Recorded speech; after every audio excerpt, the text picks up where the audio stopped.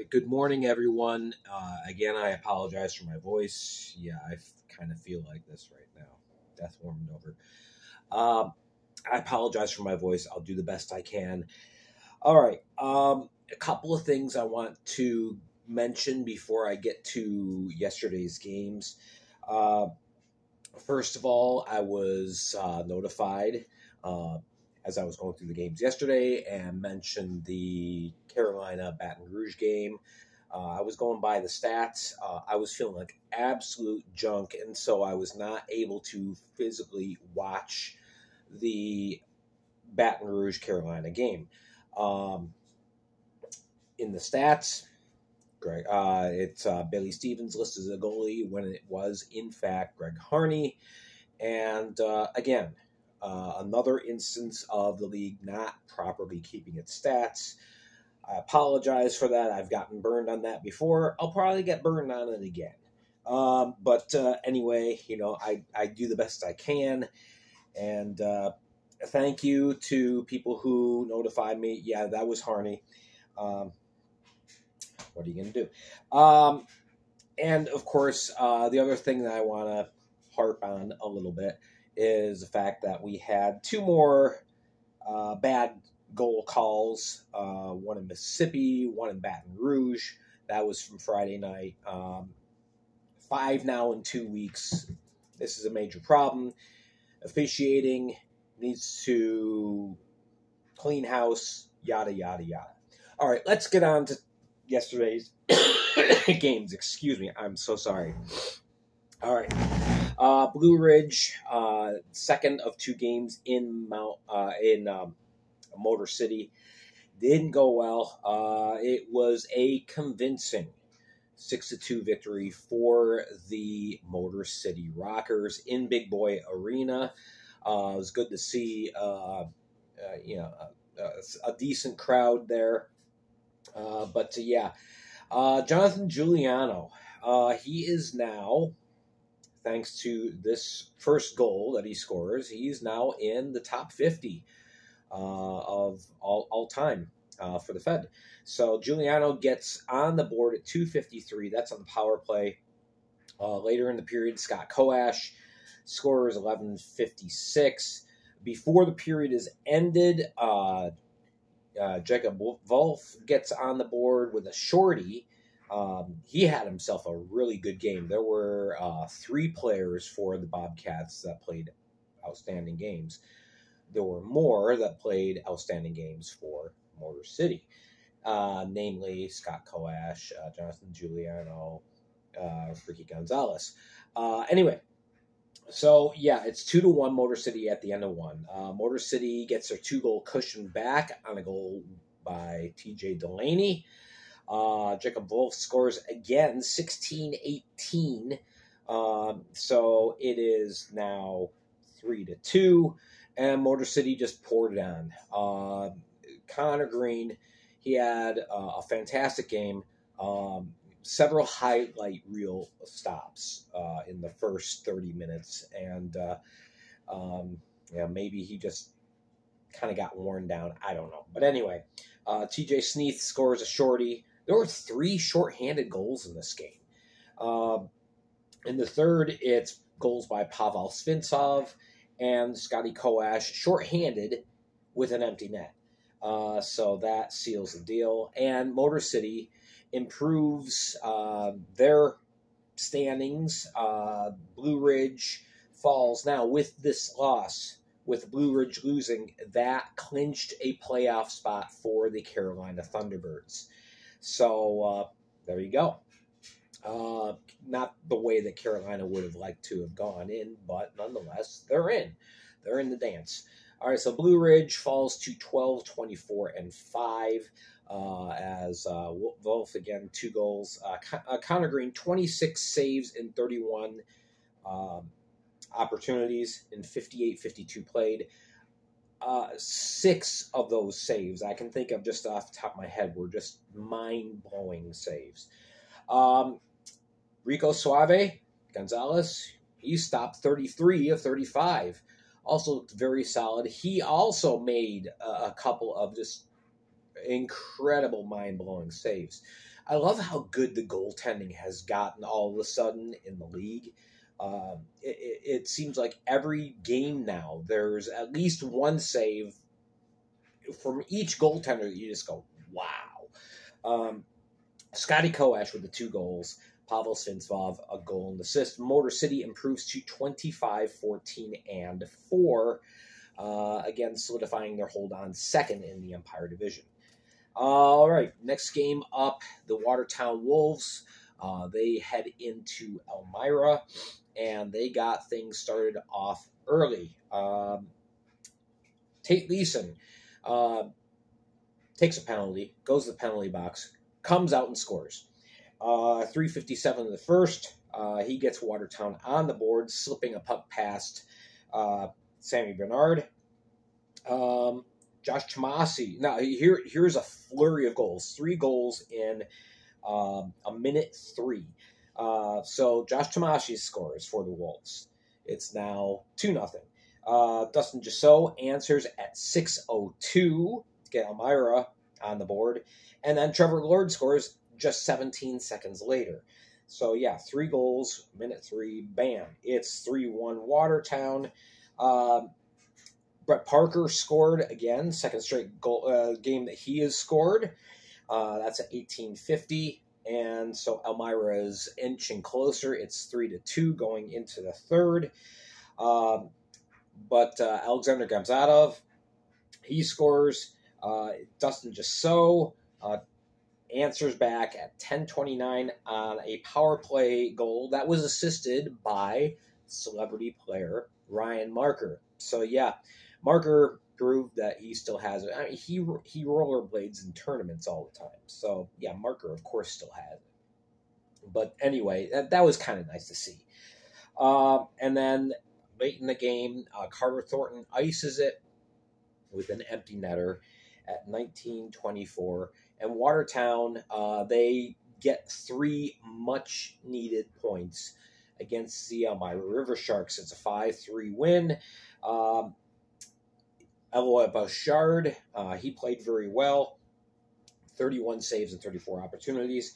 Bernard, 27 saves out of 31.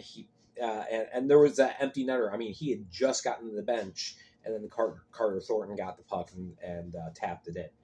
So, so Bernard's time was 59-50 with an empty net goal. So, Watertown improving to 13, 24, and 5. Elmyra now 17, 26, and 0. And, this is going to be an interesting race. 7 points between the two teams, and Watertown still looking to gain ground. All right. And here's the game that I want to talk a little bit about. It's Port Huron and Danbury. Danbury wins the game, but it was a very well-played game, just all the way around. So the game starts off, the goalies were Makar Sokolov for the Port Huron Prowlers and Connor McCollum again in net for the Hat Tricks. By the way, these two teams will play again today at 3 o'clock. So we will see what happens. I would expect that the goaltenders are going to be Ian Wallace and Liam Murray, but we'll see. Anyway, one moment, please. Sorry, just needed to gather my voice again. All right, so the game starts off. Josh LaBelle, who has been absolutely on fire. He gets Danbury on the board at 7:16, and what a difference maker he is turning out to be. You wonder why Danbury is suddenly surging. A large part of that is because of Josh LaBelle. And we all knew he was a good player to begin with, but he has really found an extra notch in his game. So he scores in the first. That's the only goal in the first. In the second, 58 seconds in, Johnny Ruiz, he gets on the board, keeps his scoring streak going. And then here's the goal everybody was waiting for. Dalton J on the power play. He gets on the board, and that is point number 500. Congratulations to Dalton J. This is a major milestone. This is like 1,000 points in the NHL. I mean, it's a big deal. There's only 3 players to reach the 500 plateau, and that is Dalton J., Tyler Jurich, who leads the league in goals all time, and Ahmed Baffouz, who was just on another planet. So congratulations again to Dalton J. A well-earned 500th point. Teammate Matt Graham is next on the list at 462. I don't think he's going to get 38 points in the remainder of the season, but you never know. It could happen. Anyway, so Port Huron, they get a surge of energy off of that goal. And at 1908, Liam Freeborn scores, so now it's tied up. Going into the third, it's Jacob Ratcliffe, very unsung hero for the hat tricks. He scores at 8:50 to give Danbury the lead. And then Josh LaBelle ends up getting what would be the game winner at 13:37, a beauty goal. And the scoring's not done. Evan Foley gets a notch for the Prowlers to get them close to 4-3. Late in the game, they pull Sokolov. McCollum makes one huge stop. Just phenomenal save. There's the phenomenal save we're talking about.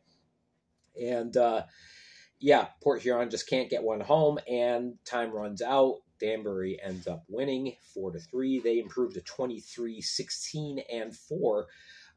Packed house, 25-43 at the DIA. Port Huron is now 19-15-6. But overall, a very well-played game. Final game of the night in Baton Rouge. And that is a real number. They had the second largest crowd on Friday. Well, now it's the third largest crowd of the year, because this is the second largest crowd. Baton Rouge continues to pack people in, and it's great to see. They end up handling Carolina. And the only real complaint I have about this game is that it ended up into another Paul Jean Clown show. But Carolina starts off, third straight game that Dawson Baker scores the opening goal of the game. It's a 6-game goal-scoring streak for him now. Amazing. 13-24 the first. Carolina is up 1-0 at the end of one. In the second, and this was great to see, Baton Rouge gets just one goal, but it's from Nick Catala, his first pro goal. And that's always great to see when somebody gets on the board for the very first time. He ends up beating Greg Hussey and ties things up, and he gets himself a nice little souvenir, first goal puck. That's awesome. All right, in the third, Baton Rouge takes over, even though Carolina was pouring on the shots. Excuse me. Baton Rouge got the ones home, and that's what matters. So Scott Chirac gets on the board 43 seconds in. And later on, Bradley Richardson, son of the Kingfisher, he gets his first pro goal. So that was awesome. The Richardsons have a deep ties to Baton Rouge. Now 2 generations of players coming through there, and Bradley gets his first pro goal. Congratulations to both Nick Katona and Bradley Richardson. That's awesome to see. Empty net goal by Austin Weber late, 1937. That seals the deal. It is a 4-1 win for the Baton Rouge Zydeco. Third period, in between the time that Richardson scored his goal and about 2 minutes later, Paul Jean just went on the absolute power trip, started kicking people out left and right. 4 game misconducts, 5 10-minute misconducts. Ridiculous. If you just call the penalties that happen during the game, you don't have this happen. But Paul Jean's got to get his name out there somehow, some way. So there you go. I would expect Gus Richardson is probably going to be getting a suspension. We will find that out today. But anyway, Carolina 29, 11, and 1, but they are in the show. That's why they're in black. Baton Rouge, 10, 26, and 4. Everybody in the league now has 10 wins. Awesome to see. And a big crowd of 55-66. All right, so that wraps things up from last night. Remember, there is one game this afternoon, and then we will wrap things up for the weekend. We'll have a video highlighting this game and stars and standings as well. So it's going to be a 3-in-1 video. All right, thank you so much for putting up with me and my voice. We'll catch you again later.